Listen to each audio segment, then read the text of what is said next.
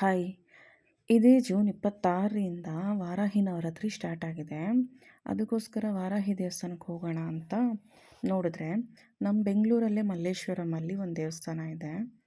ಅದು ಬೆಳಗ್ಗೆ 7 ಗಂಟೆಯಿಂದ ಮಧ್ಯಾಹ್ನ 12 ಗಂಟೆವರೆಗೂ ಮತ್ತು ಸಂಜೆ 5 ಗಂಟೆಯಿಂದ ರಾತ್ರಿ 10 ಗಂಟೆವರೆಗೂ ಓಪನ್ ಇರುತ್ತೆ ಅಂದರು. ನಾವು ಸಂಜೆ 5 ಗಂಟೆಗೆ ಹೋದ್ವಿ, ಬಟ್ ಓಪನ್ನೇ ಆಗಿರಲಿಲ್ಲ. ಯಾಕಂತ ಕೇಳಿದ್ರೆ ನವರಾತ್ರಿ ನಡೀತಾ ಇರೋದ್ರಿಂದ ಟೈಮಿಂಗ್ಸಲ್ಲಿ ಸ್ವಲ್ಪ ಚೇಂಜಸ್ ಇದೆ ಅಂದರು. ಲೇಟಾಗಿ ಓಪನ್ ಮಾಡ್ತಾರಂತೆ, ಬಟ್ ರಾತ್ರಿ 11:30ವರೆಗೂ ಇರುತ್ತೆ ಅಂತ ಅಂದರು. ಈ ಚೇಂಜಸ್ಸು ಬರೀ 10 ದಿನಕ್ಕೆ ಮಾತ್ರ, ನವರಾತ್ರಿ ಪ್ರಯುಕ್ತ ಅಷ್ಟೇ.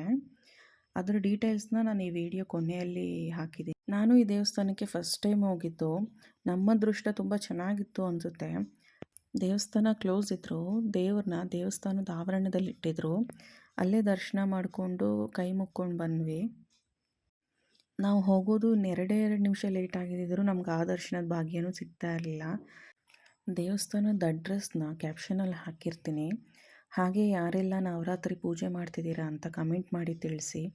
Thank you.